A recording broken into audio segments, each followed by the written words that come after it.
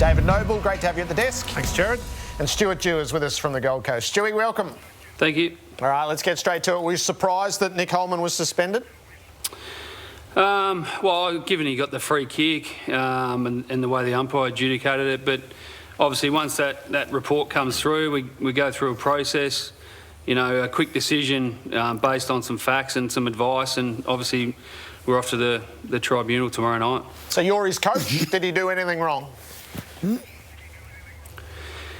Oh, well, not that we can see. I think if you wanted to look up in the dictionary a chase down tackle, we think he executed that pretty well. Obviously, it's a clear, it's a football action, but we'll go through that process tomorrow night. But I guess we're confident, given whether you look at it in fast or slow motion, that he did everything possible, in duty of care and to execute a tackle within the laws of the game. Stu, can you just answer Gerard's first question? Were you surprised when the report came through? Well, probably no, just because obviously there's an injury. So I guess in the current environment, we knew that it'd likely be looked at. But then I think when we had a look at it, we were confident, and whether or not a report came through, I think we felt comfortable with how it looked. Well, how does Nick feel about it? Well, he was obviously he was disappointed and a little bit surprised, I guess, the player himself. So once we informed him of that, we said, look, really clearly, we'd like to challenge it. I think he felt a little bit more comfortable on the back of that because Nick's a player that loves playing footy for our footy club, and I think he's the last bloke that's going out to try and injure people, and I think he probably would, for a minute there, he flashed past and he might miss 2 weeks whilst he's fit and healthy. David, we're going to tap your old position as the GM of footy because this was the portfolio. Are you surprised that action is, according to the AFL football department, illegal? Yeah, I was a little bit, and the length of time as well. I think we all understand the importance of the head, but the action, Nick's chasing down, it's hard for him to see. So, I can probably say that Stewie can't, but I was surprised. Can I talk to both of you about the mentality of playing the game? Last week, the whole football world was just wrapped with the performance of the Kangaroos, and they're hard at it, and they restricted the opposition, and they come out this weekend, and Stewie's was the opposite. Last week was poor, came out, Geelong, I'll get to you in a second, Stu. Is that the biggest wrestle you have with the coaching? Is it the mental side of the game, or is it the preparation, physical and the tactics? It's the mentality, I think, Robbo, at the moment. Certainly where we are, we knew what we wanted to bring this week. We just couldn't deliver it. We knew that Essendon would want a bounce game. We knew that they'd want low stoppages. And I think we've seen that consistently through the front half of the season, that you're off a little bit, doesn't matter who you are.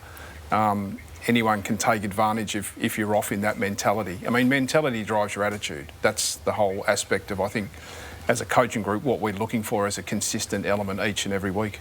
So, Stewie, the week before you were pretty embarrassed, and the whole nation was looking at the Suns and gave her a bit of a whipping. You go to Geelong, one of the toughest trips in the competition, man. And if you kick straight, anything was on the cards. How did you turn it around from the previous week to this week mentally? I think there was reality on the Monday. I think, however you want to call it, was it a heavy day? But it was just reality around what we want to stand for and the effort we want to put out in the park. And we certainly felt internally it wasn't a true reflection, but I think I mentioned after that game that, we'd lost a little bit of trust externally, and that's fair enough. We have to front up to that. But then on the weekend, I think, 12 minutes to go in the third, I think it was 4 goals 8 to 6 goals 1. So we're sitting with 5 more scoring shots against Geelong in Geelong, like you said, and you take those chances, it can be a different story. But we need to turn these ifs into certainties. So that's what we've got to keep working on. But in terms of facing a tough task after the week, we felt that the mentality, which David mentioned, is so important. We thought our mentality was in the right spot. Geelong's defence was superior, it held us up, held good shape, and ultimately that's where they're able to hold up and resist enough to then take their chances. Can I ask you, Dave, about coaching and your 10 weeks. And it's not just the 10 weeks of performance. It actually starts when you got at the club when October last year. Is it more difficult than what you thought? Has it been easy to control your emotions and talk about the process above, I suppose, a lot of other things? How have you grown in sort of 6 months as a coach? I think what I've felt, Robbo, coming into this role, that I don't stress the little things as much as I did when I coached last. I think there's a bigger picture at play here now as senior coaches. Is that because where you are at the moment, or would the smaller things get more important as you become a challenger? Maybe. We'll have to reassess that when we get there. But I just feel like we just have a really clear pathway. We're trying to build some systems and some processes that are going to hold us in good stead for a long period of time. What are they? Can you let us in a little bit? So I think it's the methodology of what you want to do around the contest, like how that actually looks, and teaching that. So someone like Taron Thomas comes into our midfield in the last month, and being able to integrate him into that complexity of what that looks like. Jai Simpkin, we played on a wing a couple of weeks ago. We wanted to expose him to a little bit more outside ball because we think his skill set suits us to be able to have both that inside and outside mix. And I think what you're trying to do is to build that consistency when you get to tougher games and finals. I mean, that's the end result that you're aiming for. If you can build those strategies now and embed them and form them as habits, when the pressure comes, you form back to your habits. That's, in a nutshell, that's what we're trying to do. So you've had various roles within footy for a lifetime. Yeah. Is the senior coaching job of an AFL team more overwhelming, more obsessive than any other role you've had, or can you liken it to others that you've gone through? It's more time consuming. I think from the mental power of thinking and where are we going, how are we evolving, what's the next piece in the progression for us. I mean, we've added some elements pretty quickly, I think, and along the way. We've addressed our defence, we've got better at our stoppage structure. So I think there's those elements, but it's constant, I reckon, Gerard. I think the only other role for me was the list management role, where that's the constant thinking of strategy, who can we get, where's the draft going. But yeah, it's encapsulating. So when your day ends, you're married and you've got kids, are you off football, or do you sit there and pretend to watch whatever you're watching on TV and you're thinking about footy when you lay down on your bed at night? Are you sitting there, well, what am I going to do with Simpkin this week? I'm going to play on the wing. Does that all go through your head, or be able to shut it out? Both. I think it's both. It's all. What's the latest you've been up thinking about footy? 3 a.m. I didn't sleep much last night, but yeah, it goes in cycles, I think. So why not last night? I mean, the loss. So what did you do after the game? Did you review the game yourself? I started the review last night. I mean, we were disappointed in. I thought we played poorly in the way that we prepped, and we didn't deliver what we needed to. And the difference between you being right at the contest and being a metre short of the contest is that's that little bit of a difference, I think, when you're playing the good teams, and you've got to keep bringing that. So why so hesitant? Stewie, come in with this. Like last week, your players were hesitant. So when you talk to these young players, how do you teach them to be not hesitant, but don't go all the way in because they're not required to go all the way in at the time? Is that a huge challenge for you, Stu? Oh, the consistency is. I think, we've certainly had games where, particularly the Sydney game, we came out, teams, they probably thought we jumped them, but we were just consistent across the board and had real weight of numbers. But then as quickly as that can spread through the team, if a few players don't do it, that can spread, in a detrimental effect. And certainly that happened against Brisbane. And I'm, hearing you talk about St Kilda previously earlier on in the show, I think that's the challenge, is that when the pressure comes, well, then who's going to stand up for you? And you need more than one or two, because it needs to spread really quickly to arrest momentum. And that's our challenge. That's what we're trying to train. There's some lived experiences we've had this year where we've been able to respond. Now, ideally, we're not in the conversation where we have to always respond. We want to get more consistent so that it's front of mind. So our coaches tonight, Stewie Dew and David Noble on AFL 360. David, give us a bit of an insight into your relationship with Paul Roos at the moment. We saw a lot of Roosy yesterday during the coverage. Yeah, so Paul sits in the stats box as an independent, observer for us. I meet with him once a fortnight, have brekkie.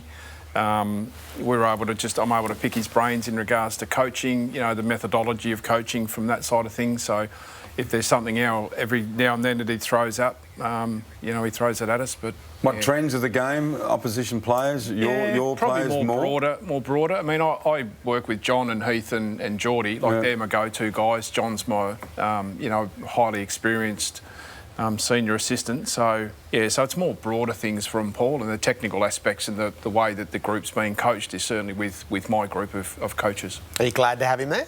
Yeah, he's been helpful. Yeah, he pays for breakfast every second week, which he doesn't like, but that's all right. A couple of your players, Stewie, what's Matt Rowe's progress at the moment? Yeah, he's going well. His knee's structurally sound, so he's another one. The next 2 weeks are probably going to determine as to how close after the bye he is, but he's not far away, and that's pretty exciting for him first and foremost, but obviously for us as well. Is he pretty eager? Yeah, it's fair to say he's very eager. Every time, there's not many times you pull into the car park and his car's not already here. I wonder whether he leaves it here to look like he's there more than he is, but no, we've got to kick him out of the club. So he's very keen. Do you coaches consider the MRO results like we all do in the media and the public? Like, for example, there's an incident on the weekend with Hardigan and Hawthorn hitting Sam Walsh. They're not your teams, but when you see it, do you think, oh God, I've got to talk about that, or you say, I'll let that one go, I'll let people deal with that? But what did you think when you first saw the Hardigan hit behind play on Sam Walsh? Oh, I didn't see it, so I can't comment. We played yesterday and I've just had my head... Well, you didn't get to bed at 6 a.m. this morning, so... So, sorry, I didn't see it. Righto. Have you seen it, Stu? I saw it, but it's like anything, and unless you feel like it's a pattern of behaviour with any of your players, you move on pretty quickly and let it get dealt with where it needs to. But unless it's a pattern of behaviour with our players in particular, we don't spend a lot of time on it. Robbie Tarrant's going to make his return for the VFL. I remember the night that it was with a note of caution that it all arrived. How's Robbie's journey been, and how good will it be to see him back in a jumper? It's very exciting to get him back.